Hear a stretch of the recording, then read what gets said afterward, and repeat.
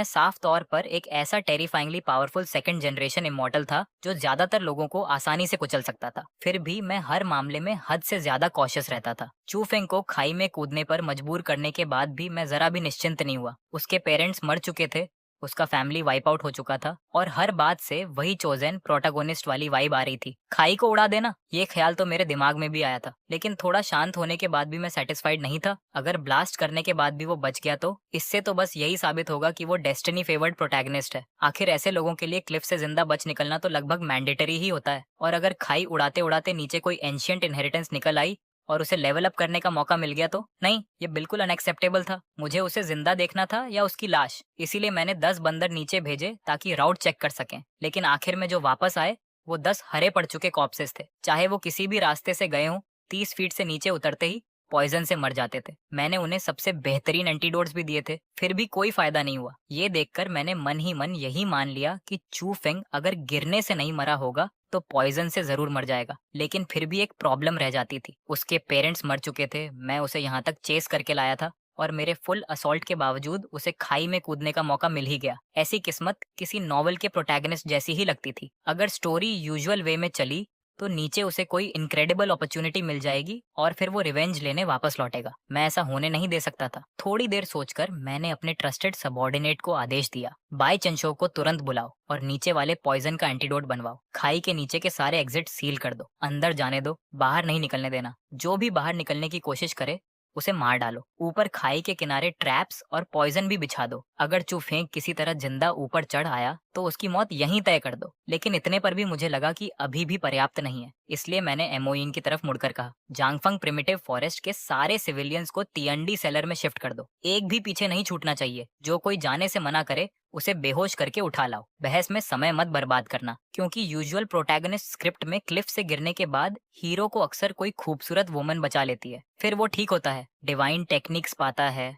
और ब्यूटी का दिल भी जीत लेता है। लेकिन जब तक मैं यहाँ हूँ चू फेंग को ऐसा हैप्पी एंडिंग नहीं मिलने वाला था। ये सोचकर मेरे होठों पर एक ठंडी मुस्कान आ गई। मोइंग ने बिना एक शब्द पूछे आदेश एक्सेप्ट किया और व्यवस्था करने चला गया। उसे कभी नहीं पूछना पड़ता था कि क्यों, क्योंकि सवाल पूछने वालों को मैं बहुत पहले से वेस्टलैंड साफ करने भेज चुका था। एक क्वालिफाइड सबॉर्डिनेट को बस आदेश मानना आना चाहिए। तियानडी सेक्ट के हर आदमी को पता था कि मैं अपनी सावधानी के लिए मशहूर हूँ। मैं हमेशा पहले योजना बनाता था, फिर कदम उठाता था और हर फैसले पर 3 बार सोचता था। जो कोई ज्यादा सवाल पूछता मुझे उस पर स्पाई होने का शक हो जाता और फिर उसे फ्रंटियर में भेज दिया जाता। इसी बार गोल्डन रेनबो सोर्ड सेक्ट पर हमला करने की तैयारी मैंने पूरे 1 साल की थी। उनके सेक्ट मास्टर ये कंगलान को तो ये भी समझ नहीं आया कि उसे कब पॉइजन कर दिया गया। जैसे ही उसने मुझे देखा उसकी सारी कल्टीवेशन बिखर गई। एक शब्द बोलने से पहले ही मैंने उसे एक ही स्ट्राइक में काट गिराया। मजेदार बात ये थी कि जिस पॉइजन ने उसे मारा उसके बारे में उसे पॉइजन डालने वाले लोग भी नहीं जानते थे। हर सिंगल पॉइजन अलग से हार्मलेस था, लेकिन जब वो उसके बॉडी में 1 साल तक मिक्स होते रहे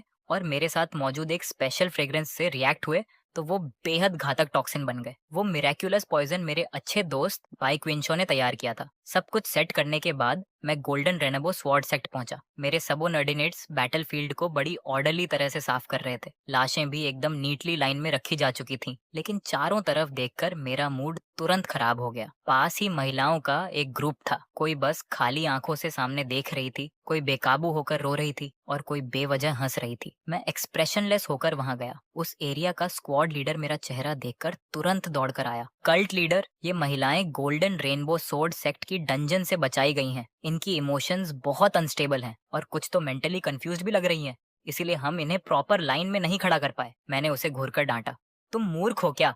अगर ये शोर कर रही हैं तो इन्हें बेहोश कर दो। स्क्वाड लीडर ने हड़बड़ाकर सिर हिलाया।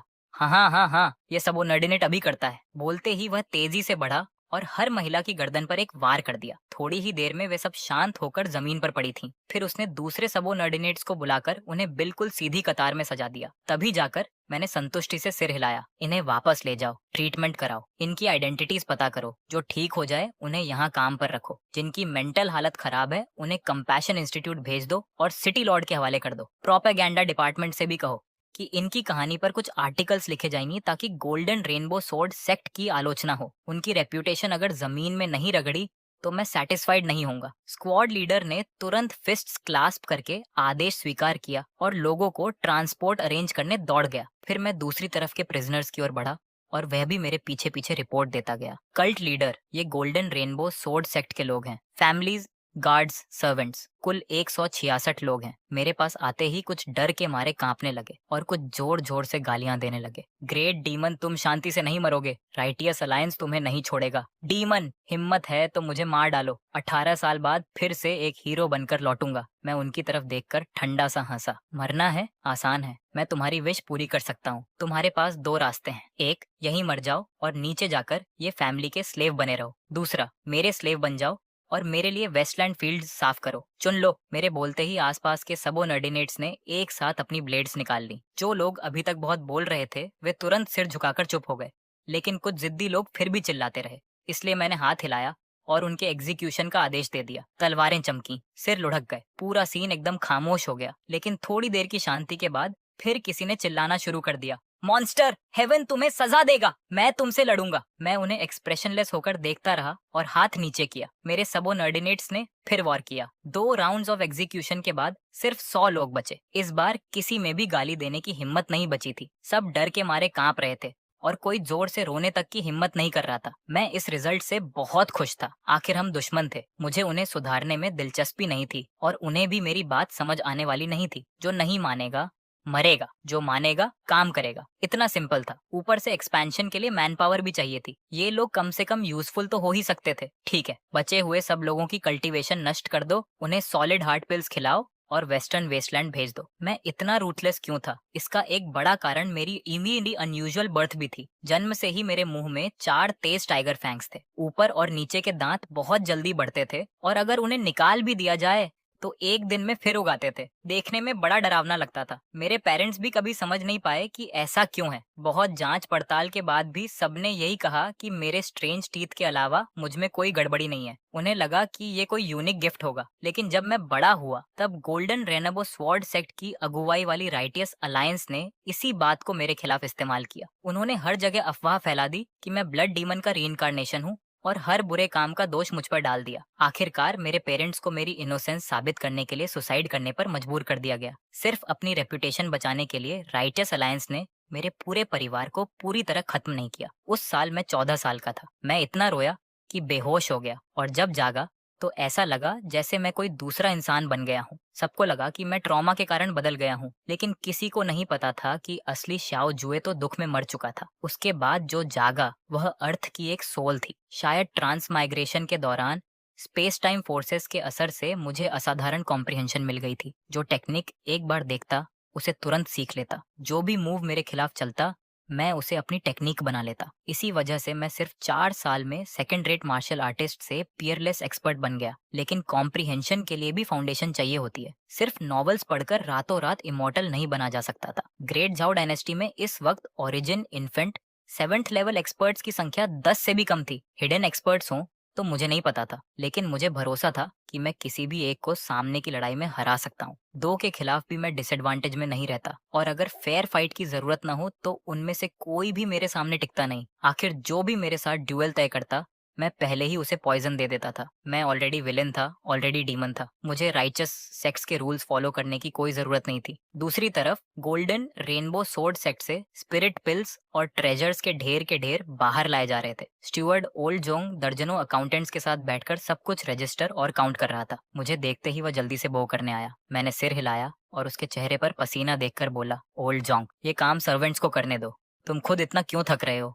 उम्र हो गई है तुम्हारी, कहीं गिर पड़ोगे तो। ओल्ड जोंग टियांडी सेक्ट के सबसे पुराने वेटन्स में से था। वह और मेरे फादर भाइयों जैसे थे। उसके फादर और ग्रैंडफादर भी सेक्ट के स्टीवर्ड्स रह चुके थे। 3 जनरेशंस, एक भी मिस्टेक नहीं। उसे एक ही शब्द में डिस्क्राइब किया जा सकता था, लॉयल। मेरे पेरेंट्स के मरने के बाद भी वह मुझे छोड़कर नहीं गया। उसने पूरे टियांडी सेक्ट को संभाला और मुझे अपने परिवार की तरह पाला। मूल श्याओ ज्यू की मेमोरीज और इमोशंस दोनों मेरे अंदर मिलने के कारण वह उन लोगों में था जिन पर मैं सबसे ज्यादा भरोसा और रिस्पेक्ट करता था। मेरी चिंता सुनकर ओल्ड जोंग हंसा। ऐसा नहीं चलेगा, लोगों के दिल बहुत आसानी से बहक जाते हैं। मैं अगर यहाँ देख रेख न करूँ तो उनसे गलतियां हो सकती हैं। मैं बस हेल्पलेस होकर सिर हिला पाया। ठीक है, तुम सही हो। फिर भी मैं उसे खींचकर एक शेडेड जगह ले गया और सेवकों से टी मंगवाई। दूसरों की नजर में मैं बेपरवाह किलर था, लेकिन जो सच में मेरे लिए अच्छा सोचते थे उनके साथ मैं सख्त नहीं हो सकता था। परिवार में कोई बड़ा बुजुर्ग हो तो वह खजाने से कम नहीं होता। बहुत सी बातें ओल्ड जोंग मुझसे भी ज्यादा समझदारी से सोचता था। उसी के टियांडी सेक्ट संभालने की वजह से मैं अपनी कल्चरेशन और रिसर्च पर ध्यान दे पाता था। थोड़ी देर उसकी मैनेजमेंट कॉन्सेप्ट्स की बातें सुनने के बाद मैं उसे वापस टियांडी सेक्ट ले आया। गोल्डन रेनबो सोर्ड सेक्ट और टियंडी सेक्ट के बीच लूशिया सिटी थी। गोल्डन रेनबो स्वॉर्ड सेक्ट शहर के दक्षिण में था, जबकि हम उत्तर में थे। ये पूरा शहर बहुत पहले से हमारे कंट्रोल में था। रास्ते में मुझे अचानक एक रिपोर्ट मिली। ल्यूओशिया सिटी में एक नकाबपोश सफेद कपड़ों वाली महिला गोल्डन रेनबो स्वॉर्ड सेक्ट के बारे में पूछताछ कर रही थी। मेरा चेहरा तुरंत बदल गया। मैंने उसके अपीयरेंस, फिगर, फीचर्स वगैरह के बारे में सारी डिटेल्स पूछी। जवाब सुनने के बाद मुझे 80% यकीन हो गया कि वह लेजेंडरी चाइल्ड ऑफ डेस्टिनी हो सकती है। लेकिन जानकारी लेने के बाद वह एकदम गायब हो गई थी, जैसे दुनिया से मिट ही गई हो। इससे मैं बहुत अनईजी हो गया। मैंने ओल्ड जोंग से विदा ली और डेथ क्लिफ की ओर दौड़ पड़ा। उस वक्त तक मेरे कहने के अनुसार ट्रैप्स और पॉइजन पहले ही बिछाए जा चुके थे। फिर भी मेरी भौहें तनी हुई थीं। मोइंग, मिस्टर बाई की कोई खबर आई? कल्ट लीडर को रिपोर्ट है। मिस्टर बाई कह रहे हैं कि डेथ क्लिफ के नीचे का पॉइजन बेहद यूनिक है। उसका मैचिंग एंटीडोट बनाने में 3 दिन लगेंगे। वह अभी मटेरियल्स कलेक्ट करने में लगे हैं। मैंने सिर हिलाया और बॉटमलेस अबिस की तरफ देखा। इन 3 दिनों में कोई ये गारंटी नहीं दे सकता था कि चू फेंग किसी और अपॉर्चुनिटी से नहीं बच निकलेगा। 20 एलिट डिसाइपल्स भेजो, उन्हें 4 ग्रुप्स में बांटो। हर ग्रुप में 5 लोग हों। 4 अलग अलग डायरेक्शन से डेथ क्लिफ के आसपास पेट्रोल करो। कुछ भी अनयूजुअल हो तुरंत रिपोर्ट करना। खास तौर पर ध्यान रखना कि कहीं सफेद कपड़ों वाली कोई वुमन तो नहीं। जी, ये सबॉर्डिनेट अभी व्यवस्था करता है। मो यिंग के जाने ही वाला था कि मैंने फिर उसे रोक लिया। रुको, उन्हें लेटेस्ट सोल चेसिंग पाउडर भी दे दो। अगर कोई संदिग्ध मिले तो पहले पॉइजन करो, फिर सवाल पूछो। और उन्हें बता दो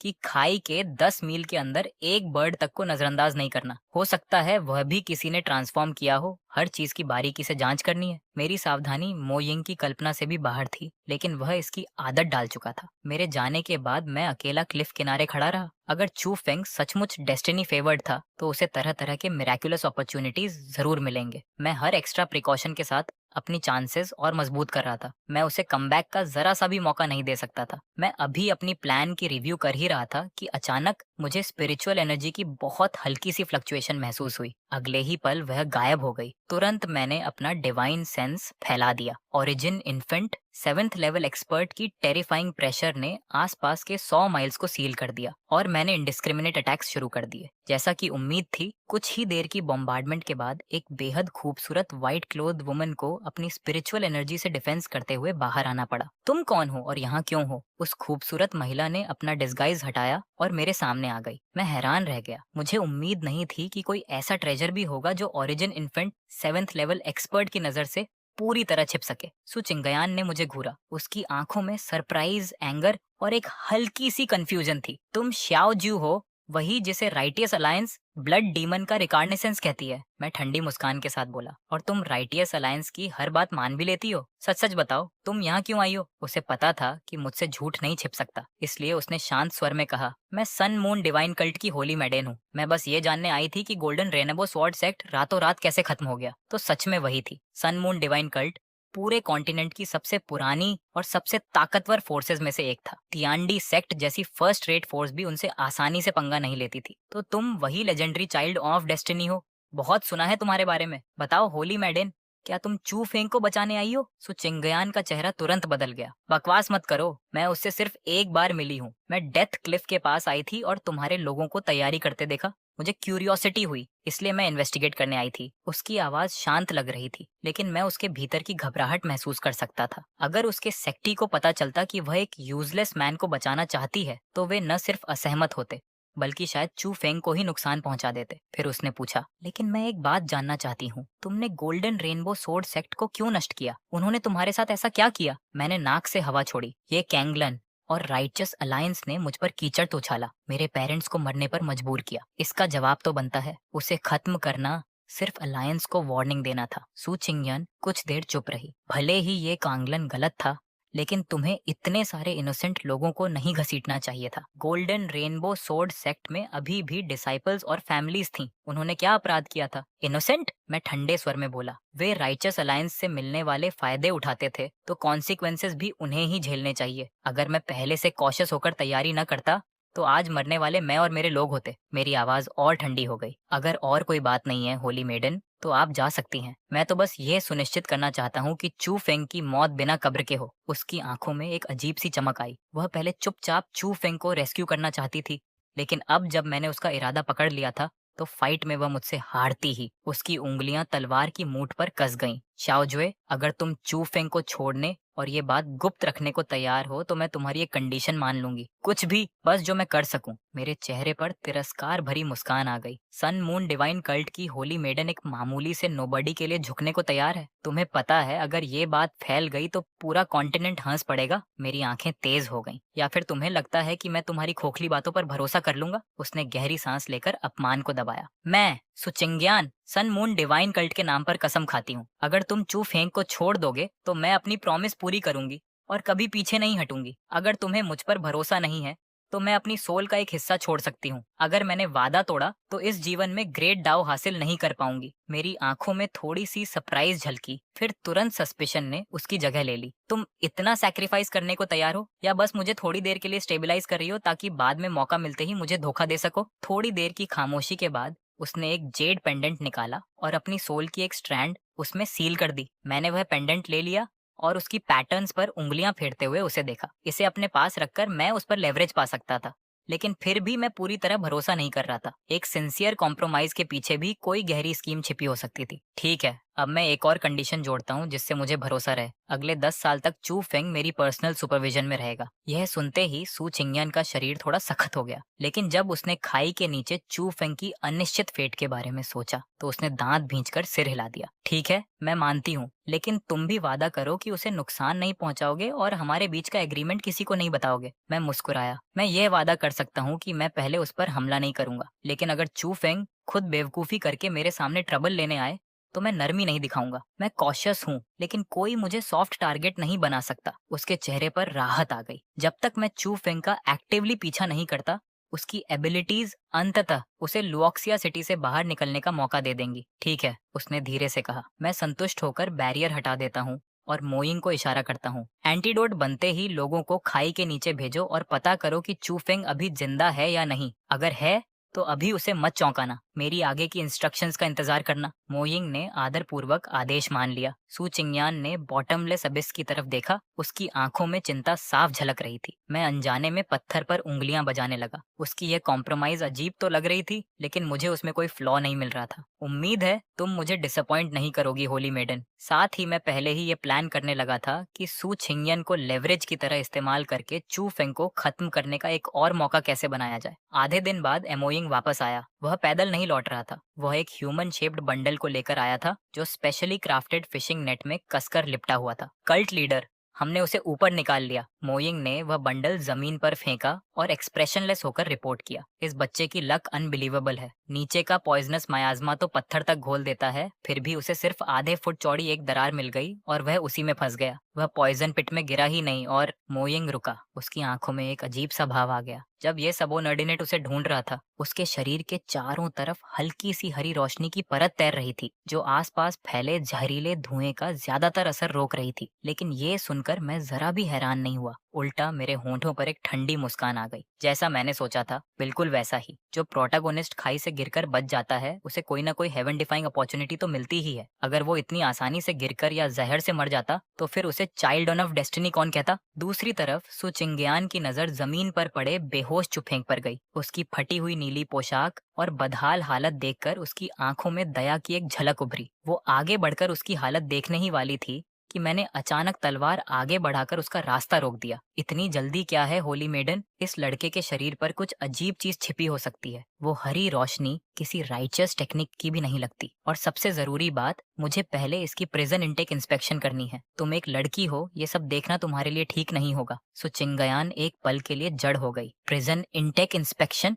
लेकिन मैंने उसकी बात को पूरी तरह इग्नोर कर दिया और सीधे मो यिंग की तरफ मुड़ गया। ध्यान से सुनो। पहला, इसके शरीर पर सिर्फ एक अंडरवेयर रहने दो। दूसरा, इसके शरीर का एक एक बाल साफ कर दो। मुझे नहीं चाहिए कि कहीं पॉइजन या मिनिएचर वेपन छिपा हो। तीसरा, इसका मुंह, कान, नाक और हर हिडन प्लेस चेक करो। स्टोरेज रिंग्स, सीक्रेट स्क्रोल्स या कोई भी सस्पिशियस चीज छूटनी नहीं चाहिए। चौथा, इसके शरीर पर जो भी एक्सेसरी है सब उतार लो, चाहे वो लाल धागा हो या काला मन का। अगर उसके शरीर से जुड़ा है तो निकाल दो। पांचवा, ये सब होने के बाद इसे मेरे specially designed wind chime shackle से बांधो और एक कटोरा स्पिरिट डिस्पर्शन सूप जबरदस्ती पिला दो। सो चिंगयान मुझे ऐसे देख रही थी जैसे उसने कोई राक्षस देख लिया हो। उसका चेहरा कभी लाल पड़ रहा था तो कभी सफेद। श्याओ ज्यू, तुम इसकी बेइज्जती कर रहे हो। मैंने पूरी गंभीरता से उसकी तरफ देखा। होली मेडन, तुम गलत समझ रही हो।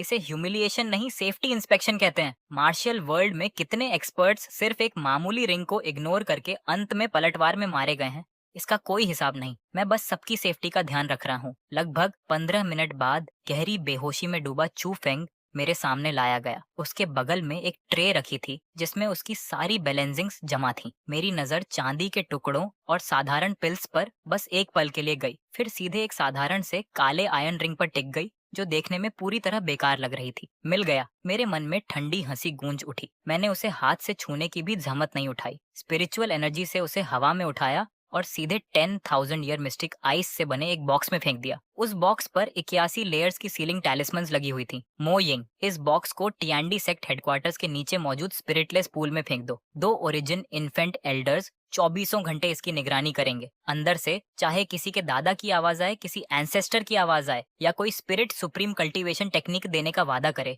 किसी भी हालत में इसे खोला नहीं जाएगा। तभी चू फेंग धीरे धीरे होश में आने लगा। आंखें खुलते ही उसने सबसे पहले मुझे अपने सामने खड़ा देखा। शाओ जुए, तुम दानव हो, मारना है तो मार दो, यातना देनी है तो दे दो, लेकिन इस तरह बेइज्जती करना कैसी ताकत है। उसकी हालत बेहद कमजोर थी, लेकिन उसकी आंखों की आग अभी भी बुझी नहीं थी। सचमुच एक स्टैंडर्ड प्रोटैगोनिस्ट की तरह जिसकी बैकबोन कभी नहीं टूटती। फिर अचानक उसकी नजर सो चिंग्यान पर पड़ी और उसकी आंखें ऐसे चमक उठी जैसे उसने कोई उद्धार करता देख लिया हो। मिस चिंग्यान, आप सनमून डिवाइन कल्ट की होली मैडन है। आप राइटनस की मिसाल है। मुझे बचाइए, इस दानव को मार दीजिए। अगर मैं आज बच गया तो एक दिन मैं चुप। मैंने उसकी बात पूरी होने से पहले ही काट दी। फिर उसके सामने जाकर ऊपर से नीचे तक उसे देखा और होंठों पर व्यंग्य भरी मुस्कान आ गई। चू फेंग, क्या तुम्हें लगता है कि होली मेडन को देखकर तुम्हारे अंदर कॉन्फिडेंस आ गया है? मैंने सिर घुमाकर सू चिंग्यान की तरफ देखा। होली मेडन ये चाहता है कि तुम मुझे मार दो। हमारे एग्रीमेंट की खातिर क्यों ना तुम खुद इसे पूरी सिचुएशन समझा दो। सू चिंग्यान ने गहरी सांस ली और आगे बढ़ी। उसकी आवाज शांत लेकिन ठंडी थी। चू फेंग, जिंगहोंग सोर्ड सेक्ट की घटना के बाद कल्ट लीडर शाओ तुम्हारी जान बख्शने को तैयार हुआ है, लेकिन अगले 10 साल तक तुम्हें टीएनडी सेक्ट के अंदर रहना होगा। मैं तुम्हारे लिए इससे बेहतर रिजल्ट हासिल नहीं कर सकी। ये सुनते ही चू फेंग ऐसा लग रहा था जैसे उस पर बिजली गिर गई हो। तुमने इसके साथ डील कर ली? तुम एक डीमन के साथ समझौता कैसे कर सकती हो? कहीं ऐसा तो नहीं कि तुम भी इससे डर गई हो? नहीं, ये नामुमकिन है। तुम होली मेडन हो।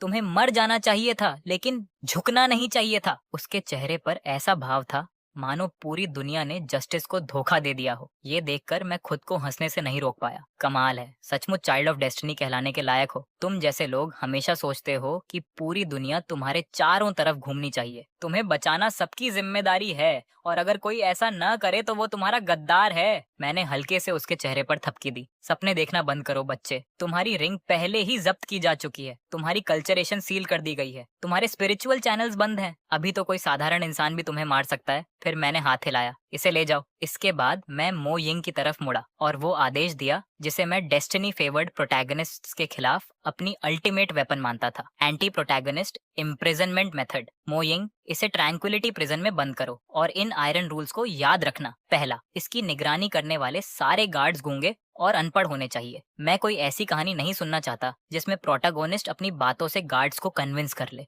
दूसरा, सारे गार्ड्स पुरुष होने चाहिए और बेहतर होगा कि उन्हें किसी में भी कोई रोमांटिक इंटरेस्ट न हो। मैं किसी फीमेल जेलर के प्रिजनर से प्यार करने वाला घटिया प्लॉट बिल्कुल नहीं चाहता। तीसरा, इसे सिर्फ लिक्विड फूड दिया जाएगा, बस इतना कि ये जिंदा रहे। मैं चाहता हूँ कि ये हमेशा भूखा रहे और भागने की सोचने लायक ताकत भी न बची हो। चौथा, हर 3 दिन में इसकी सेल बदल दी जाएगी। लोकेशन पूरी तरह रैंडम होगी। इसे कभी टीएनडी सेक्ट का लेआउट समझ नहीं आना चाहिए। पांचवा, इसकी सेल में 24 घंटे तेज रोशनी जलेगी। इसे ढंग से सोने मत देना। मैं चाहता हूँ कि इसका दिमाग पूरी तरह थक जाए और ये किसी डीप कल्टीवेशन स्टेट में प्रवेश ही न कर सके। यहाँ तक कि मो यिंग के भी रोंगटे खड़े हो गए। वो मुझे ऐसे देख रहा था जैसे किसी लेजेंडरी मॉन्स्टर को देख रहा हो। ये इम्प्रीजनमेंट नहीं था, ये उससे कहीं बदतर था। ऐसी हालत में तो इमॉर्टल्स भी पागल हो जाते।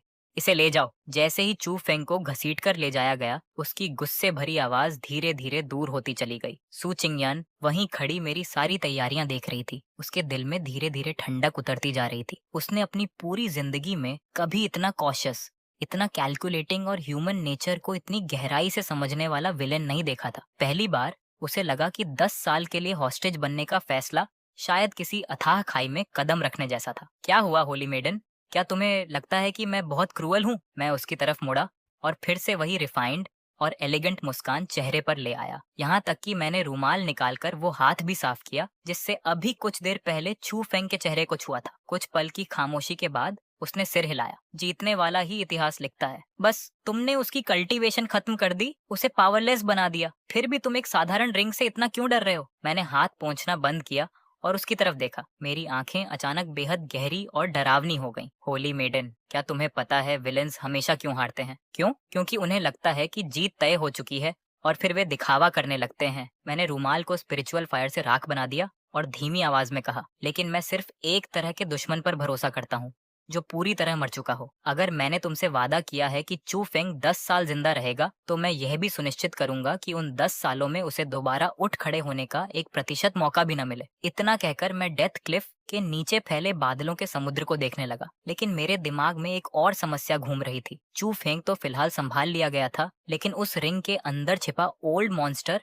अभी भी बाकी था। साधारण सील्स उसे ज्यादा समय तक नहीं रोक पाएंगी और चूंकि मैं एक ट्रांसमाइग्रेटर था, शायद अब थोड़ा साइंटिफिक अप्रोच अपनाने का समय आ गया था। मोइंग, कुछ क्राफ्ट्समैन ढूंढो, एक विशाल आयरन कंटेनर बनवाओ, उसे मरकरी और मोल्टेन लीड से भर दो, फिर रिंग वाले बॉक्स को उसके अंदर सील करके सबसे गहरे सेसपिट में फेंक दो और 49 दिनों तक वहीं दबाकर रखो। समझ गया? सू चिंगयान का पूरी तरह स्पीचलेस चेहरा देखकर मैं हल्का सा मुस्कुराया। मेरे दो खास टाइगर फैंग्स साफ दिखाई दे रहे थे। होली मैडन, टियांडी सेक्ट में तुम्हारा स्वागत है। उम्मीद है अगले 10 साल हमारी कोऑपरेशन अच्छी रहेगी। ओह, और एक बात, मैंने मुस्कुराते हुए कहा, ताकि तुम बोर ना हो जाओ और कोई सीक्रेट स्कीम भी ना कर सको। आज से तुम मेरी पर्सनल मेड बनोगी। सू चिंगयान की खूबसूरत आंखें पूरी तरह फैल गईं। तुमने अभी क्या कहा? मैं हंस पड़ा। इतना शॉक्ड मत हो, मैं बहुत कॉशियस इंसान हूँ, याद है? मैंने अपनी कनपटी की तरफ इशारा किया। तुम मेरे पास रहोगी तो तुम्हारी हर हरकत पर नजर रखना आसान होगा। अगर तुम चू फेंग तक कोई मैसेज पहुंचाने की कोशिश करोगी या मुझे असैसिनेट करने का सोचोगी, तो मैं तुम्हें उसी वक्त बेहोश करके उठा ले जाऊंगा। समय तेजी से बीता और देखते ही देखते पूरा 1 महीना गुजर गया। ट्रैंक्विलिटी कोर्टयार्ड में मौजूद सेक्ट मास्टर के स्टडी रूम के अंदर मैं आराम से 1000 ईयर ब्लड सिल्कवर्म सिल्क से बने शानदार काउच पर लेटा हुआ था। देखते ही देखते पूरा 1 महीना गुजर गया। ट्रैंक्विलिटी कोर्टयार्ड में मौजूद मेरे स्टडी रूम के अंदर मैं आराम से 1000 ईयर ब्लड सिल्कवर्म सिल्क से बने शानदार काउच पर लेटा हुआ था। वहीं सन मून डिवाइन कल्ट की होली मेडन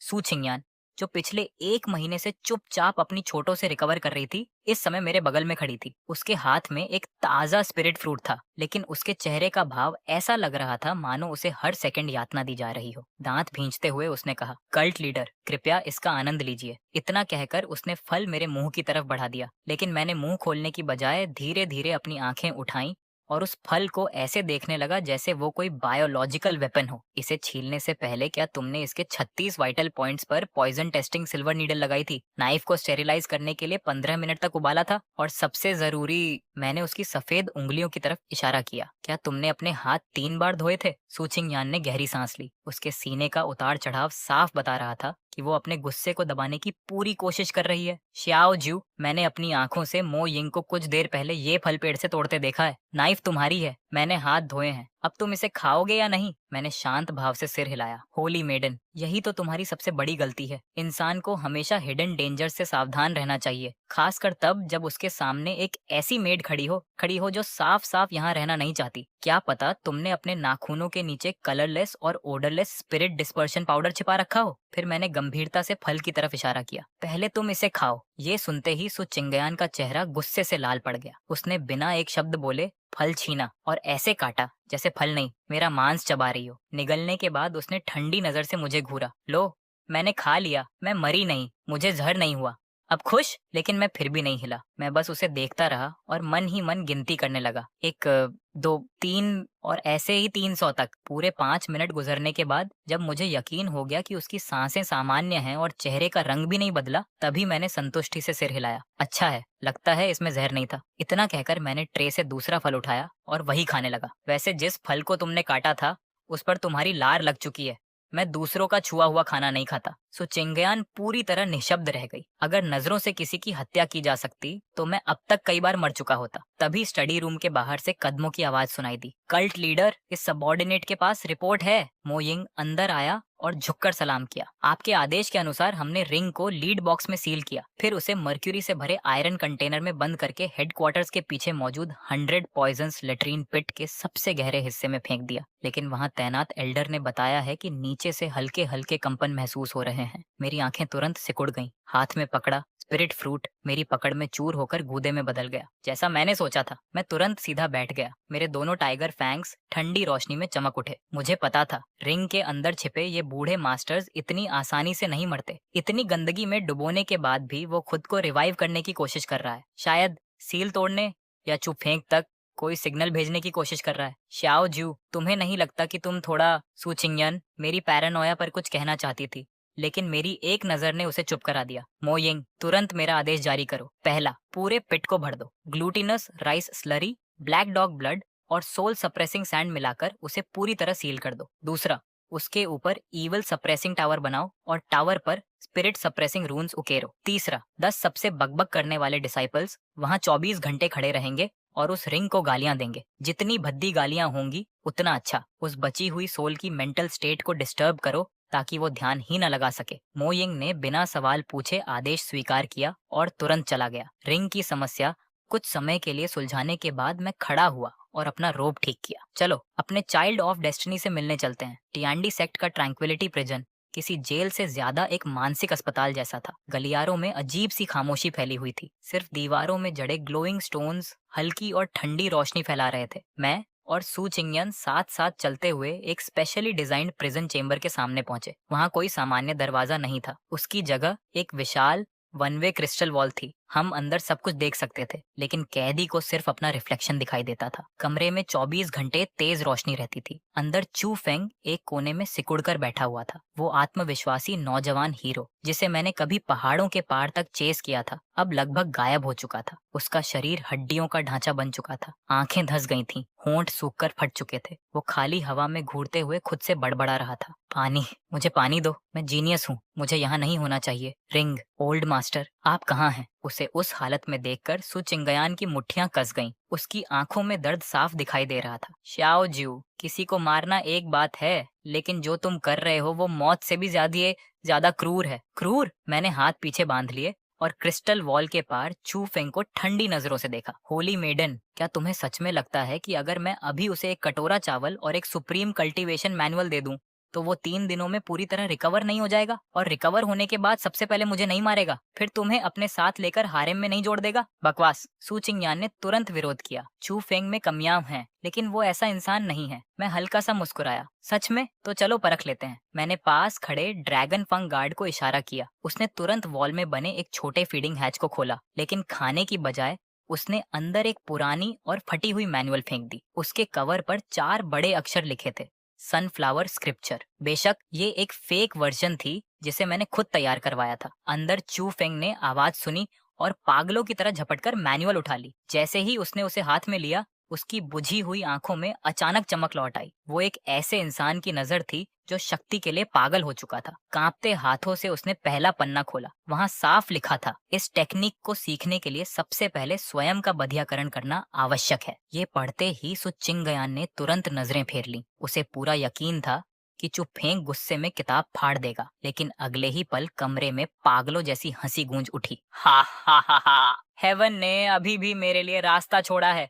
हेवन ने मुझे त्यागा नहीं। चू फेंग उस मैनुअल को किसी खजाने की तरह सीने से लगाए हुए था। उसकी आंखें अब पूरी तरह विकृत हो चुकी थीं। जब तक मुझे बदला मिल सकता है, जब तक मैं यहाँ से निकल सकता हूँ, तो फिर बधियाकरण क्या चीज है? जरूरत पड़ी तो मैं डीमन भी बन जाऊंगा। मेरी भी उम्मीद नहीं थी कि वो इतना आगे चला जाएगा। अगले ही पल वह कमरे में कोई नुकीला पत्थर ढूंढने लगा। वो सचमुच ऐसा करने की तैयारी कर रहा था। सो चिंगयान का चेहरा पल भर में सफेद पड़ गया। उसकी आंखों में अविश्वास साफ झलक रहा था। वही नौजवान हीरो जो कभी ऑनर, राइटनेस और वर्चुअलिटी की बातें करता नहीं थकता था, अब निराशा के सामने अपने सारे सिद्धांत छोड़ने को तैयार था। मैंने आराम से हाथ हिलाया। गार्ड ने तुरंत हैच बंद किया और एक शॉकवेव छोड़ी जिसने छू फेंग को बेहोश कर दिया। आखिर अगर वो सच में टेक्निक कल्टीवेट करने में सफल हो जाता तो मेरे लिए और मुसीबत खड़ी हो जाती। अब समझ आया। मैंने पूरी तरह पीली पड़ चुकी सू चिंगयान की तरफ देखा। यही है वो राइचस हीरो जिसकी तुम इतनी प्रशंसा करती हो। एक ऐसा आदमी जो शक्ति के लिए सब कुछ छोड़ सकता है। अगर कभी ऐसा इंसान सच में शिखर पर पहुंच गया। और आरो, मैं क्रिस्टल वॉल के पीछे खड़े होकर पूरी तरह टूट चुके चू फेंग को देख ही रहा था कि तभी एक डिसाइपल भागता हुआ आया और झुककर बोला, कल्ट लीडर, राइचस अलायंस के लोग आ गए हैं। मेरी भौं हल्की सी उठी। इतनी जल्दी? इस बार कौन सा महान हीरो अपनी जान देने आया है? डिसाइपल ने घबराकर लार निकली। वो एज्योर क्लाउड सेक्ट का चीफ डिसाइपल लिंग यी है, वही जिसे लिटिल सोर्ड इमॉर्टल कहा जाता है। वो मिरियड पीपल्स अम्ब्रेला लेकर आया है और आसपास के 1 दर्जन से ज्यादा सेक्ट्स को भी साथ ले आया है। इस समय वो तियंदी सेक्ट के गेट के बाहर खड़े होकर मांग कर रहे हैं कि आप सबको रिहा करें, अपनी कल्टीवेशन खुद नष्ट करें और राइचस अलायंस के पास जाकर सजा स्वीकार करें। जैसे ही सू चिंगयान ने लिंग यी का नाम सुना, उसने अचानक सिर उठा लिया। उसकी आंखों में एक जटिल भावना चमक उठी। लिंग यी, चुफेंग का स्वर्ण ब्रदर। उसकी टैलेंट तो चुफेंग से भी ज्यादा थी और पिछली जनरेशन के जीनियस लिस्ट में वो पहले स्थान पर था। लेकिन ये खबर सुनकर मैं जरा भी घबराया नहीं। उल्टा मैंने अपनी ठुड्डी सहलाई और मेरे दोनों टाइगर फैंग्स दिखाई देने लगे। वाह, बड़ा भाई छोटे भाई का बदला लेने आ गया। बिल्कुल वैसे ही जैसे एक गोड बेबी के बाद दूसरा गोड बेबी आता है। फिर मैंने मोइंग की तरफ देखा। मेरा आदेश जारी करो। पहला, माउंटेन प्रोटेक्शन फॉर्मेशन को हरासमेंट मोड पर डाल दो। उन्हें अभी मत मारना, पहले बाहर भटकने दो और थका दो। दूसरा, गोल्डन रेनबो सोर्ड सेक्ट से मिले सारे लेटर्स और अकाउंट बुक्स की हजारों कॉपीज छापो। उन्हें पहाड़ की चोटी से नीचे फेंको। उन सेल्फ प्रोक्लेम्ड राइचस सेक्ट्स को भी पता चलना चाहिए कि वो आखिर किस तरह के लोगों का समर्थन कर रहे हैं। तीसरा,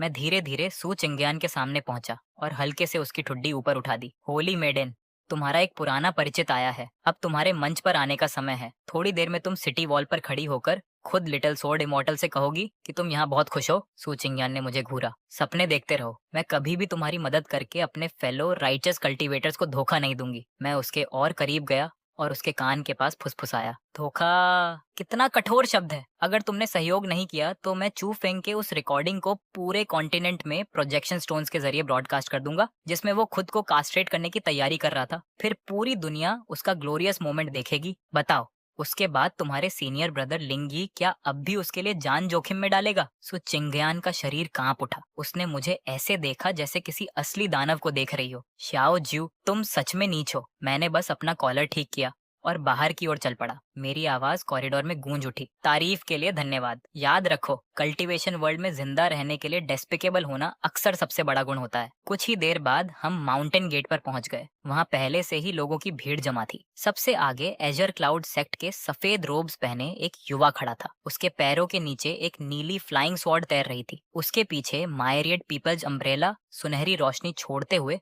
हवा में लटका था, जिससे वो किसी स्वर्ग से उतरे हुए राइचस सेवियर जैसा लग रहा था। उसके पीछे सैकड़ों तथाकथित राइचस हीरोज खड़े थे जो हथियार उठाकर गुस्से में चिल्ला रहे थे। श्याओ ज्यू, बाहर निकल और मौत का सामना कर। लिंग यी की आवाज गरजते हुए आसमान में फैल गई और माउंटेन प्रोटेक्शन फॉर्मेशन तक हिल उठा। मैं सिटी वॉल के ऊपर खड़ा था, लेकिन तुरंत सामने नहीं आया। सबसे पहले मैंने अपने रोब्स के नीचे पहनी हुई 3 लेयर्स की high grade silk armour check की। फिर स्लीव्स के अंदर छिपे कंसील्ड नीडल लॉन्चर्स और इमरजेंसी एस्केप टैलिस्मेंस की जांच की। उसके बाद एक हाई लेवल एंटीडोट पिल निगल ली। सारी तैयारी पूरी होने के बाद ही मैं आराम से वॉल के पास गया। और हाँ, खुले में नहीं खड़ा हुआ। मैं एक स्पेशली क्राफ्टेड 3 फुट मोटी 1 वे मिस्टिक गोल्ड ब्लास्ट शील्ड के पीछे जाकर खड़ा हो गया। अरे, ये तो मशहूर लिटिल स्वॉर्ड इमॉर्टल निकले। मेरी आवाज एम्प्लीफिकेशन फॉर्मेशन के जरिए चारों तरफ फैल गई। इतनी दूर से आए हो, क्या बात है? टियांडी सेक्ट ज्वाइन करना चाहते हो?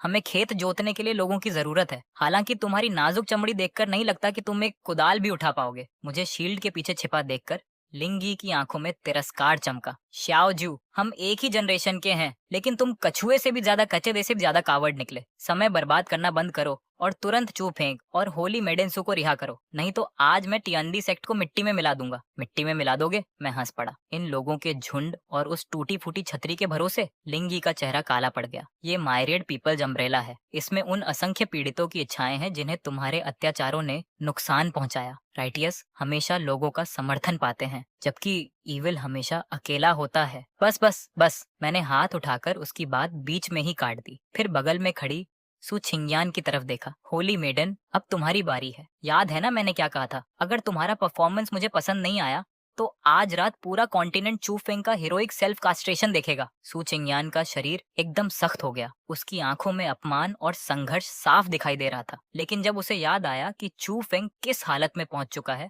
और वो रिकॉर्डिंग पब्लिक होने पर क्या होगा, तो आखिरकार उसने गहरी सांस ली और आगे बढ़ गई। जैसे ही लिंग यी ने उसे देखा, उसकी आंखों में खुशी और स्नेह एक साथ फूट पड़े। चिंगयान, उसने जोर से पुकारा। डरो मत, मैं अभी तुम्हें बचाता हूँ। क्या इस दानव ने तुम्हें पॉइजन दिया है? क्या इसने तुम्हारे ऊपर रिस्ट्रिक्शंस लगाई हैं? बस मुझे बताओ। नीचे खड़े राइटियस कल्टीवेटर भी तुरंत चिल्लाने लगे। होली मैडेन, चिंता मत कीजिए, जरूरत पड़ी तो जान देकर भी आपको बचाएंगे। लेकिन अगले ही पल सु छिंगयन के मुंह से निकले शब्दों ने पूरे बैटलफील्ड को खामोश कर दिया। सीनियर ब्रदर लिंग, आप सब लोग वापस चले जाइए। उसकी ठंडी आवाज पहाड़ों में गूंज गई। मैं तियांडी सेक्ट में अपनी इच्छा से रह रही हूँ। क्या? लिंग यी लगभग अपनी फ्लाइंग स्वॉर्ड से गिर पड़ा। ऐसा लग रहा था मानो उस पर बिजली गिर गई हो। अपनी इच्छा से? चिंगयन, तुम क्या बकवास कर रही हो? इस दानव ने हजारों लोगों को मारा है, गोल्डन रेनबो स्वॉर्ड सेक्ट को नष्ट कर दिया। तुम ऐसा कैसे कह सकती हो? सु छिंगयन ने आंखें बंद कर ली और दांत भींचते हुए पहले से तैयार एक्सप्लेनेशन सुनाने लगी। गोल्डन रेनबो स्वॉर्ड सेक्ट वैसा नहीं था जैसा तुम सोचते हो। ये फैमिली गुप्त रूप से ईविल कल्टीवेटर्स के साथ मिलकर काम कर रही थी और फीमेल कल्टीवेटर्स के खिलाफ अनगिनत अपराध कर चुकी थी। कल्ट लीडर शाओ अंधाधुंध हत्या करने वाला व्यक्ति नहीं है। मैं यहाँ सच की जांच करने के लिए रुकी हूँ।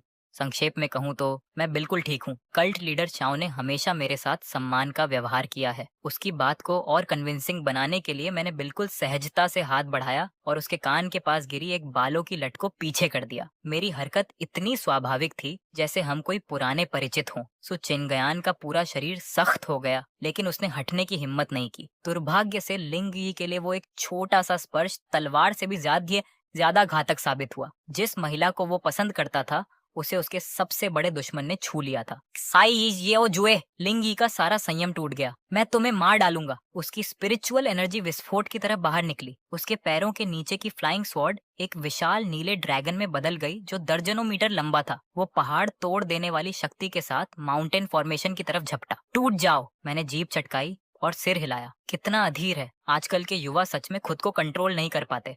खैर, चूंकि हमला उसने पहले किया है तो सेल्फ डिफेंस तो जायज होगा, है ना? फिर मैंने उंगलियां चटकाई। मो Ying, immortal slaying Gatling formation activate करो। जब वो खुद को लिटिल स्वॉर्ड इमॉर्टल कहता है तो उसे ओवरवेलमिंग फायर पावर का मतलब भी समझा दो। जैसा आदेश। मो यिंग की आवाज गूंजते ही टियांदी सेक्ट की दीवारों पर बने सैकड़ों हिडन कंपार्टमेंट्स खुल गए, लेकिन उनमें से बोज या मैजिकल आर्टिफैक्ट्स नहीं निकले। उनकी जगह 10,000 ईयर मिस्टिक आयरन से बने मोटे काले ट्यूब्स बाहर आए। हवा में एक विशाल स्पिरिचुअल चार्जिंग साउंड गूंज उठा। अगले ही पल पूरा आसमान आग से भर गया। ये साधारण प्रोजेक्टाइल्स नहीं थे। हर मेटल डार्ट पर एक्सप्लोजिव टैलिस्मेंस और आर्मर ब्रेकिंग टैलिस्मेंस लगे हुए थे, जिन्हें मैंने पिछले 1 महीने में खुद बनाया था। सबसे खतरनाक बात ये थी कि हर प्रोजेक्टाइल पर बाइकेंशो का नया पॉइजन भी लगा हुआ था। देखते ही देखते अनगिनत एक्सप्लोजन्स एक लगातार चलने वाले तूफान में बदल गए। लिंग ही का विशाल नीला ड्रैगन मेटल स्टॉर्म से टकराते ही बिखर गया। ये कैसी वेपन है? उसका चेहरा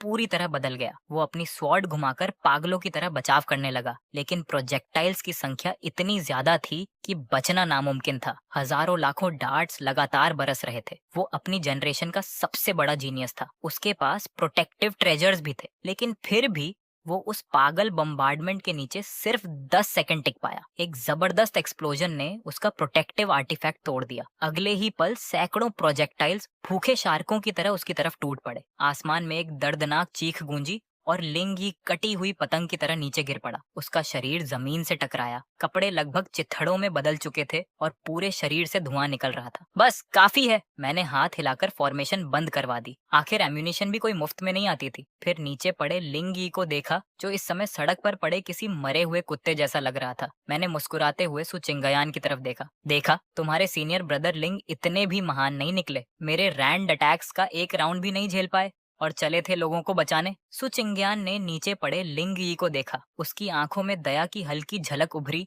लेकिन साथ ही उसने राहत की सांस भी ली, क्योंकि उसके दिल की गहराई में वो जानती थी अगर लिंग यी सचमुच फॉर्मेशन तोड़कर अंदर घुसने में सफल हो जाता तो शायद उसके सामने इंतजार कर रही चीज मौत से भी कहीं ज्यादा भयानक होती। लो जी, फिर वही कहानी। लिंग यी को निपटाने के बाद भी मैं अपनी सतर्कता जरा भी कम करने को तैयार नहीं था। मैंने बेहोश पड़े उस जीनियस की तरफ इशारा किया और ठंडी आवाज में आदेश दिया, इसके पास जो भी है सबकी तलाशी लो, चाहे चीज कितनी भी मामूली क्यों न लगे, कुछ भी छूटना नहीं चाहिए। ज्यादा देर नहीं लगी, लिंग यी को घसीटकर डंजियन में डाल दिया गया, जबकि मो यिंग एक ट्रे लेकर मेरे सामने आया। उस ट्रे पर एक टूटी हुई तलवार और एक साधारण सा लकड़ी का टोकन रखा हुआ था। कल्चर लीडर, इसके पास कोई रिंग नहीं मिली, सिर्फ यही वुडन टोकन गले में लटका हुआ था। हमने हर तरीका आजमाया, लेकिन इसकी डोरी नहीं टूटी। आखिर स्पिरिचुअल एनर्जी से काटना पड़ा। मैंने टोकन उठाया और जैसे ही उसे छुआ, मुझे कुछ अजीब महसूस हुआ। वो हल्का गर्म था और उसकी सतह पर एक प्राचीन प्रतीक उकेरा हुआ था। मैंने डिवाइन सेंस से उसकी जांच की, लेकिन मेरी स्पिरिचुअल परसेप्शन उसके अंदर ऐसे समा गई जैसे समुद्र में पत्थर गिर जाए। मेरा चेहरा तुरंत बदल गया। बिना एक पल गनवाए मैंने टोकन को उसी हेविली सील बॉक्स में फेंक दिया। मुझे पता था इन जीनियसेस के पास हमेशा कोई ना कोई चीट होता है। रिंग नहीं तो टोकन, टोकन नहीं तो टैटू। लिंगी के पीछे शायद चू फेंक की रिंग वाले बूढ़े से भी ज्यादा खतरनाक चीज छिपी है। कोई अपर रेल्म एक्सपर्ट या एंशिएंट इनहेरिटेंस। मैं तुरंत ऊंची आवाज में बोला, मो यिंग, इस टोकन को अलग तरीके से संभालो, इसे सेस्पिट में मत फेंकना। कहीं किसी अपर रेल मॉन्स्टर को नाराज कर दिया तो मुसीबत हो जाएगी। इसे बैक माउंटेन के एक्सट्रीम यांग फर्नेस में डालो, 9 स्पिरिट बाइंडिंग चेन्स से बांध दो और प्योर यांग फ्लेम्स में 24 घंटे भूनो। देखते हैं कोई शक्तिशाली क्लोन कब तक सहन करता है। मोइंग ने तुरंत आदेश स्वीकार किया, लेकिन मैं एक कप चाय भी नहीं पी पाया था कि बैक माउंटेन की दिशा से एक भयानक धमाका हुआ। पूरा तियंडी सेक्ट हिल गया। आसमान में काला धुआं उठने लगा और उसके साथ एक ऐसी बदबू फैली कि पूरे हेडक्वार्टर्स का माहौल जहन्नुम जैसा हो गया। क्या हुआ? मैंने तुरंत अपना प्रोटेक्टिव बैरियर एक्टिवेट किया और नाक ढकते हुए पहाड़ की तरफ देखा। किस मूर्ख ने सेस्पेट उड़ा दिया? तभी एक डिसाइपल भागता हुआ आया। उसका पूरा शरीर गंदगी से लथपथ था और वो लगभग रो रहा था। कल्ट लीडर, बड़ी मुसीबत हो गई। 100 पॉइजन स्पिट जिसमें रिंग को दबाया गया था फट गया। रिंग रिंग भाग गई। मेरी आंखें इतनी बड़ी हो गईं कि मेरे टाइगर फैंग्स लगभग मेरी ही जीभ काट देते। क्या मतलब भाग गई? डिसिप्लिन हाँफते हुए बोला। ऐसा लगता है कि रिंग में मौजूद आत्मा ने चेतना हासिल कर ली। वो उड़कर वहाँ पहरा दे रहे एक पीले कुत्ते के मुंह में घुस गई। क्या? मैं अवाक रह गया। तुम कहना चाहते हो कि रिंग वाला बूढ़ा एक कुत्ते पर कब्जा कर चुका है? डिसाइपल ने पागलों की तरह सिर हिलाया। हाँ, जैसे ही कुत्ते ने रिंग निगली, उसकी आंखों से सुनहरी रोशनी निकलने लगी। फिर वो इंसानों की भाषा में बोलने लगा, 30 साल का अपमान मुझे रोक नहीं सकता। अब मैं डॉग दाव की साधना करूंगा और तुम्हारे पूरे सेक्ट को नष्ट कर दूंगा। इतना कहकर वो किसी अजीब मूवमेंट टेक्निक का इस्तेमाल करके बिजली की तरह भाग गया। कुछ पल के लिए पूरा हॉल खामोश हो गया, यहाँ तक कि सू चिंगयान के होंठ भी फड़कने लगे, क्योंकि वो हंसी रोकने की कोशिश कर रही थी। कल्टीवेशन वर्ल्ड में बहुत अजीब चीजें होती थीं, लेकिन एक लेजेंडरी रिंग ग्रैंडपा का इमॉर्टल कल्टीवेशन डॉग बन जाना, ये कुछ ज्यादा ही अबसर्ड था। दूसरी तरफ मेरा चेहरा कोयले से भी काला हो चुका था। धत्त तेरे की, मैंने हर चीज की गणना की थी, लेकिन ये नहीं सोचा था कि वो बेशर्म बूढ़ा अपनी इज्जत छोड़कर एक कुत्ते पर कब्जा कर लेगा। मैंने गहरी सांस ली, लेकिन जितना सोचता गया उतना मामला गंभीर लगता गया। ये बहुत बुरा हुआ।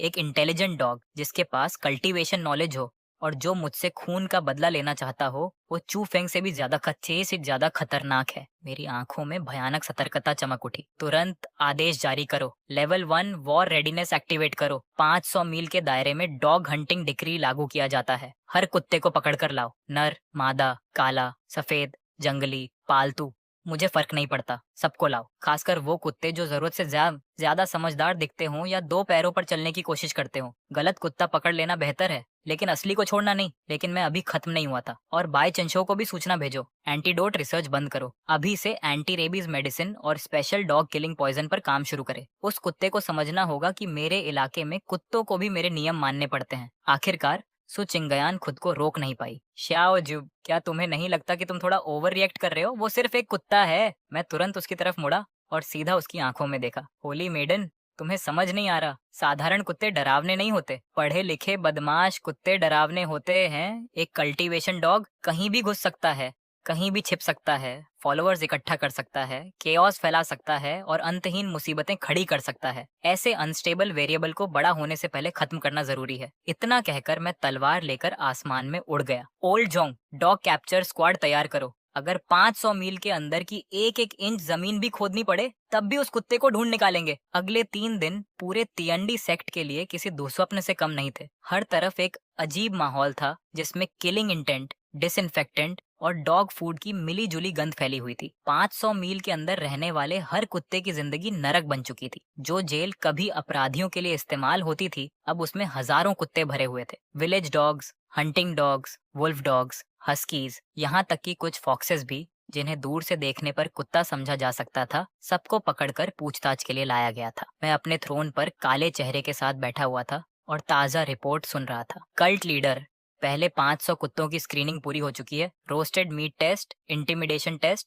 और कई दूसरे परीक्षण किए गए। उनकी प्रतिक्रियाएं सिर्फ लार टपकाना, भौंकना और लोगों को काटने की कोशिश करना थी। कोई एबनॉर्मेलिटी नहीं मिली। डॉग ऑनत्यान उनमें नहीं है। मो यिंग की आंखें थकान से लाल हो चुकी थीं। मैंने थ्रोन के आर्मरेस्ट पर उंगलियां धीरे धीरे थपथपाई और गहरी सोच में डूब गया। रिंग वाला बूढ़ा सचमुच बहुत चालाक निकला। कुत्ते पर कब्जा करने के बाद उसने खुद को पूरी तरह छिपा लिया था। जितना ज्यादा मैं इस बारे में सोचता उतना ही बेचैन हो जाता, क्योंकि कोई साधारण कुत्ता होता तो अब तक अपनी पहचान जरूर खोल देता, लेकिन ये वाला अब तक पूरी तरह गायब था। इसका मतलब सिर्फ एक ही था, रिंग के अंदर छिपा वो बूढ़ा मेरी कल्पना से भी ज्यादा धैर्यवान, ज्यादा खतरनाक और ज्यादा सावधान था। और यही एहसास मेरे दिल की बेचैनी को और बढ़ा रहा था। जब डॉग हंट पूरी तरह बेकार साबित होती दिख रही थी और मुझे लगने लगा था कि वो बूढ़ा कुत्ता सचमुच गायब हो चुका है, तभी एक नई रिपोर्ट आ गई। कल्ट लीडर, माउंटेन विलेज में कुछ अजीब हुआ है। गांव वालों का कहना है कि विडो वांग का बूढ़ा पीला कुत्ता, जो आमतौर पर पूरे दिन सोता रहता था, कल अचानक पागल हो गया। पहले उसने चिकन कूप में घुसकर सारे मुर्गों को मार डाला, फिर गांव के प्रवेश द्वार पर रखे एक बड़े पत्थर पर चढ़ गया और पूरी रात चांदनी के नीचे बैठा रहा, जैसे कल्टीवेशन कर रहा हो। हॉल में तुरंत सन्नाटा छा गया। अगले ही पल सबने एक साथ ठंडी सांस खींची। चांदनी के नीचे कल्टीवेशन करता हुआ कुत्ता, ये सामान्य व्यवहार तो बिल्कुल नहीं था। मैं झटके से अपनी सीट से खड़ा हो गया। मेरी आंखों में सुनहरी चमक दौड़ गई। मिल गया, वही कुत्ता है। मुर्गों को मारना साफ तौर पर यांग एनर्जी एब्जॉर्ब करने के लिए था और चांद के नीचे बैठना ये एसेंस इकट्ठा करने के लिए। आज तरीके की था। उस बूढ़े मॉन्स्टर ने अपने नए शरीर के साथ मेरी उम्मीद से कहीं तेजी से तालमेल बिठा लिया है। मैंने तुरंत एमोइंग की तरफ इशारा किया। सबको इकट्ठा करो, इमॉर्टल बाइंडिंग रोप्स लाओ, डीमन सप्रेशन टावर भी साथ लो, और बाय केंशो की लेटेस्ट क्रिएशन मत भूलना, सुपर अल्टीमेट इररेसिस्टिबली डिलीशियस मीट बंस। इस बार सब खत्म कर देंगे, अब कोई गलती नहीं होगी। उसी रात विडो वांग के घर के बाहर वो बूढ़ा पीला कुत्ता चक्की के पत्थर पर पद्मासन मारकर बैठा हुआ था। उसके आगे के पंजे किसी अजीब कल्टीवेशन जेस्चर में जुड़े हुए थे और उसकी आंखों में ऐसी प्राचीन नफरत थी जो किसी साधारण जानवर में नहीं हो सकती थी। मन ही मन वो गालियां दे रहा था। धत्त तेरे की श्याओजू, उस हरामखोर ने इस वेनेरेबल डैन सोवेरेन को ऐसी हालत में पहुंचा दिया। कभी मैं अपर रेल्म्स का सुप्रीम एक्सपर्ट था और आज एक कुत्ते के शरीर में कल्टीवेशन कर रहा हूँ। अगर मैंने बदला नहीं लिया तो मैं खुद को कुत्ता कहलाने के लायक भी नहीं समझूंगा। तभी अचानक उसकी नाक फड़की। रात की हवा में एक स्वर्गीय सुगंध तैर रही थी, इतनी लाजवाब खुशबू कि सीधे आत्मा तक पहुंच रही थी। प्रीमियम स्पिरिट, बीस्ट मीट और अनगिनत दुर्लभ मसालों की सुगंध हवा में घुली हुई थी। बूढ़े कुत्ते ने जोर से लार निगली। ये कैसी खुशबू है? उसके डैन सोवेरेन वाले अनुभव चिल्ला रहे थे कि ये निश्चित रूप से ट्रैप है, लेकिन दूसरी तरफ उसके कुत्ते वाले इंस्टिंक्ट्स उससे भी जोर से चिल्ला रहे थे, खा लो, अभी खा लो, तुरंत खा लो। वो अभी खुद से संघर्ष ही कर रहा था कि चारों तरफ की दीवारों पर सैकड़ों काली परछाइयां दिखाई देने लगी। अगले ही पल आसमान से गर्मा गर्म मीट बंस की बारिश होने लगी। बूढ़ा कुत्ता घबरा गया। उसने तुरंत अपनी मूवमेंट टेक्निक एक्टिवेट करके भागने की कोशिश की, लेकिन उसके होश उड़ गए जब उसका शरीर उसकी बात मानने से ही इनकार कर गया। वो हवा में उछला, एक बन को परफेक्टली पकड़ लिया और पूरा का पूरा निगल गया। नहीं, ये मेरी इच्छा नहीं है, ये शरीर की इंस्टिंक्ट है। उसकी आत्मा अंदर से चीख रही थी, लेकिन अगले ही सेकंड एक भयानक सुन्नपन उसके पूरे शरीर में फैल गया, यहाँ तक कि उसकी आत्मा भी जमती हुई महसूस हुई। नीच,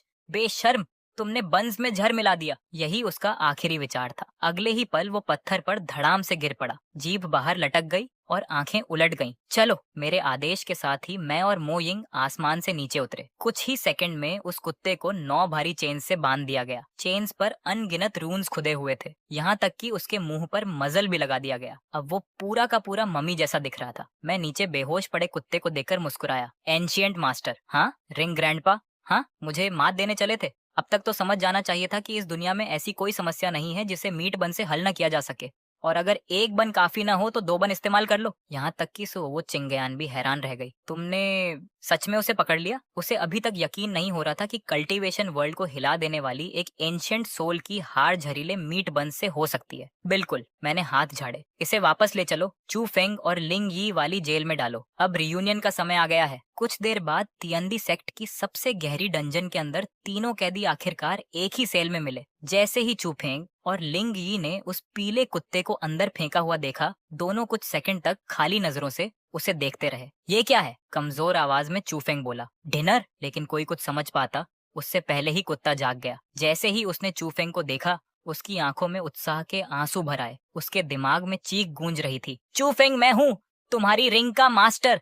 ये बेवकूफी भरा मजल उतारो, मैं हमें यहाँ से निकाल सकता हूँ। लेकिन उसके मुंह से जो निकला वो था भौं भौं भौं भौं। चू फेंग ने भौहें सिकोड़ ली। ये कुत्ता इतना शोर क्यों कर रहा है? लिंगी भी चिढ़ गया। शायद पागल कुत्ता है। शाओजुए सच में सबको जानवर समझता है। रिंग ग्रैंडपा लगभग पागल हो गया। उसने जमीन पर पंजों से सिंबल्स बनाकर संदेश देने की कोशिश की, लेकिन दुर्भाग्य से मैंने ये संभावना पहले ही सोच रखी थी। ऑब्जर्वेशन विंडो के पास लगे एक बटन को दबाते ही फ्लोर में हल्का इलेक्ट्रिक फील्ड एक्टिवेट हो गया। कुत्ता तुरंत कांपने लगा और पागलों की तरह उछल कूद करने लगा। एक अक्षर तक पूरा नहीं लिख पाया। दिलचस्प। मैं क्रिस्टल विंडो के पीछे खड़ा मुस्कुराया। लगता है हमारे कैनाइन फ्रेंड में हिडन डांसिंग टैलेंट भी है। फिर मैंने एम्पलीफिकेशन अरे एक्टिवेट कर दी। Good evening everyone. चूंकि आज एक भावुक रियूनियन हो रहा है, मैंने तुम्हारे लिए एक छोटा सा गेम तैयार किया है। सेल के बीचों बीच जमीन से एक प्लेटफॉर्म ऊपर उठने लगा। उसके ऊपर सिर्फ एक पिल रखी हुई थी। ये एकमात्र एंटीडोट है। ये मेरे पॉइजन को पूरी तरह खत्म नहीं करेगी,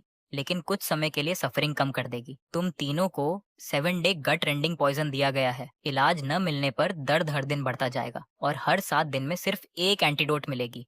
जिसे पिल मिलेगी वो आराम से रहेगा, बाकी लोग पीड़ा सहेंगे। ये साइकोलॉजिकल ट्रैप मैंने अपनी पिछली अर्थ वाली जिंदगी से सीखा था। अगर दुश्मन को शारीरिक रूप से नष्ट न किया जा सके तो मानसिक रूप से तोड़ा जा सकता है। सेल के अंदर का माहौल तुरंत बदल गया। चूफेंग की आंखें उस पिल पर टिक गईं। पिछले दिनों की यातना उसे पहले ही उसकी सीमा तक पहुंचा चुकी थी। लिंग ये अभी भी कुछ हद तक समझदार था, लेकिन सर्वाइवल इंस्टिंक्ट को वो भी पूरी तरह इग्नोर नहीं कर सकता था। और जहां तक कुत्ते की बात थी, उसे एंटीडोट की जरूरत नहीं थी, लेकिन उसे पता था कि अगर बाकी दोनों लड़ने लगे तो कोलेटरल डैमेज सबसे पहले उसी को होगा। चूफेंग, इसके जाल में मत फंसो, ये ट्रैप है, लिंगी चिल्लाया। सीनियर ब्रदर, लेकिन ये दर्द। चूफेंग लड़खड़ाते हुए प्लेटफॉर्म की तरफ बढ़ा। उसकी आंखें हर सेकंड और अंधेरी होती जा रही थीं। बूढ़ा कुत्ता पागलों की तरह भौंकने लगा, भौं भौं भौं। लेकिन अगले ही पल चूफेंग अचानक झपटा और सीधे लिंगी के घावों पर मुक्का जड़ दिया।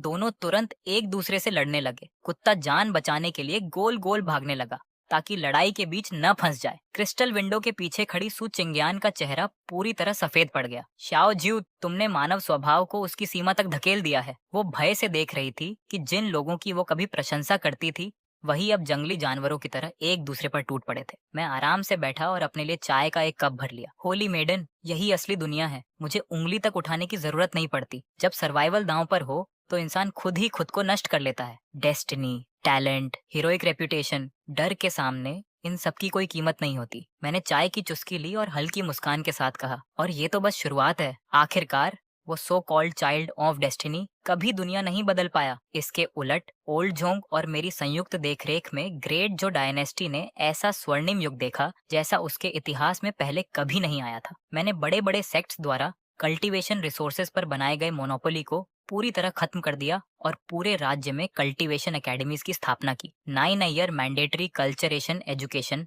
लागू की गई। अब किसी की किस्मत उसके जन्म से तय नहीं होती थी। चाहे कोई अमीर हो या गरीब, नोबल हो या कॉमनर, जब तक उसके अंदर टैलेंट था उसे कल्टीवेशन सीखने का पूरा अधिकार मिलता था। मैंने laws of heaven and earth भी लागू किए, जिनके तहत कल्टीवेटर्स को साधारण लोगों की मनमानी हत्या करने से सख्ती से रोका गया। जो भी कानून तोड़ता उसे बिना किसी अपवाद के दंड मिलता। मेरी कार्यशैली अब भी कठोर थी और मेरी सावधानी भी पहले जैसी ही थी। लेकिन धीरे धीरे लोगों को एक अजीब सच समझ आने लगा। जिस ग्रेट डीमन से वे कभी डरते थे, उसके शासन में उनकी जिंदगी उन मुस्कुराते हुए हाइपोक्रिट्स से कहीं बेहतर थी, जो कभी खुद को राइटियसनेस का प्रतीक बताते थे। 10 साल पलक झपकते ही बीत गए। तियांदी सेक्ट की सबसे ऊंची चोटी पर खड़ा मैं उन विशाल भूभागों को देख रहा था जो अब पूरी तरह मेरे नियंत्रण में आ चुके थे। नीचे फैले पर्वत, नदियां, नगर और अनगिनत जीवन अब एक नए युग का हिस्सा बन चुके थे। तभी मेरे पीछे हल्के कदमों की आहट सुनाई दी। सुचिंगयान धीरे धीरे चलकर मेरे पास आ खड़ी हुई। पिछले 10 वर्षों में वह टियांडी सेक्ट की प्रसिद्ध वाइस कल्ट लीडर बन चुकी थी, जिसका सम्मान पूरे संसार में किया जाता था। कुछ देर तक वह चुपचाप खड़ी रही, फिर धीमी आवाज में बोली, 10 साल का समझौता खत्म हो चुका है। हमारे वादे के अनुसार अब मैं जा सकती हूँ। मैंने उसकी तरफ देखा। मेरे चेहरे पर हमेशा की तरह शांति थी। हाँ, तुम जा सकती हो। तुम्हारा सोल जेड तो मैंने कई साल पहले ही लौटा दिया था। अब तुम पूरी तरह स्वतंत्र हो। सुचिंगयान कुछ नहीं बोली। हवा उसके बालों को हल्के हल्के उड़ा रही थी, जबकि उसकी नजर दूर क्षितिज पर टिकी हुई थी। इन 10 वर्षों में उसने सब कुछ देखा था। उसने देखा था कि कैसे एक दुनिया द्वारा नफरत किया गया विलेन धीरे धीरे एक नए युग का निर्माता बन गया। उसने राइचियसनेस के झंडों के पीछे छिपा हुआ पाखंड भी देखा था। और सबसे महत्वपूर्ण बात, उसने समझ लिया था कि मेरी लगभग जुनूनी सावधानी के पीछे दुनिया के भविष्य के प्रति एक गहरी जिम्मेदारी छिपी हुई थी। लंबी खामोशी के बाद उसने धीरे से सिर उठाया और मेरी आंखों में देखा। फिर वह मुस्कुराई। वह मुस्कान इतनी सुंदर थी जैसे वसंत की धूप में जमी हुई बर्फ पिघल रही हो। दुनिया बहुत बड़ी है, उसने धीरे से कहा, लेकिन अब उसमें मेरे लिए कोई जगह नहीं बची। राइटियस फैक्शंस मुझे गद्दार मानती हैं, डिमोनिक फैक्शंस मुझे बाहरी समझती हैं। सिर्फ तुम्हारे साथ खड़े होकर ही मुझे लगता है कि ये दुनिया सच में वास्तविक है। इतना कहकर वह एक कदम आगे बढ़ी और मेरे बिल्कुल पास आकर खड़ी हो गई। हम दोनों साथ खड़े होकर क्षितिज के उस पार फैले बादलों के अनंत सागर को देखने लगे। कल्ट लीडर शाओ, उसने हल्की मुस्कान के साथ कहा, तियांडी सेक्ट को अभी बहुत आगे बढ़ना है, कल्टीवेशन एकेडमीज को और फैलाना है, और तुम्हारा असेंशन प्रोजेक्ट तो अभी शुरू ही हुआ है। क्या तुम सच में ये सब अकेले संभाल सकते हो? इस बार मैं सचमुच चौंक गया, शायद बहुत वर्षों बाद पहली बार। फिर धीरे धीरे मेरे चेहरे पर एक मुस्कान उभर आई, एक सच्ची मुस्कान। सच कहूँ तो शायद नहीं, मैंने हल्की हंसी के साथ कहा, तुम जानती हो मैं कितना सावधान हूँ। अगर मेरे साथ कोई ऐसा न हो जिस पर मैं पूरी तरह भरोसा कर सकूं, तो मुझे चैन की नींद तक नहीं आती। सुचिंगयान भी हंस पड़ी। उसकी हंसी में वो गर्माहट थी जो मैंने पहले कभी नहीं सुनी थी। तो फिर मुझे देखते रहने दो। उसकी आवाज बेहद कोमल थी। आखिर एक दिन ऐसा भी आ सकता है जब तुम गलती से आसमान में ही छेद कर दो। तब कोई तो होना चाहिए जो तुम पर नजर रख सके। पहाड़ की चोटी पर तेज हवा गूंजने लगी। हमारे पैरों के नीचे बादल किसी अंतहीन महासागर की तरह लुढ़क रहे थे। हम दोनों एक साथ खड़े रहे। इस बार किसी ने कुछ नहीं कहा, लेकिन अब शब्दों की जरूरत भी नहीं थी। हमारे पीछे वो साम्राज्य खड़ा था जिसे हमने मिलकर बनाया था, और हमारे सामने अनगिनत अनजानी चुनौतियां हमारा इंतजार कर रही थीं। और कई वर्षों में पहली बार मैंने अपने भीतर एक ऐसी भावना महसूस की जिसे मैं शायद हमेशा दबाता आया था। न सावधानी, न संदेह, न गणना, बल्कि पूर्ण विश्वास। जैसे जैसे सूरज बादलों के ऊपर उगने लगा, हमारी परछाइयां क्षितिज पर साथ खड़ी रहीं, अडिग, अटल, मानो स्वर्ग और पृथ्वी के बीच सबसे स्थिर दृश्य वही हो।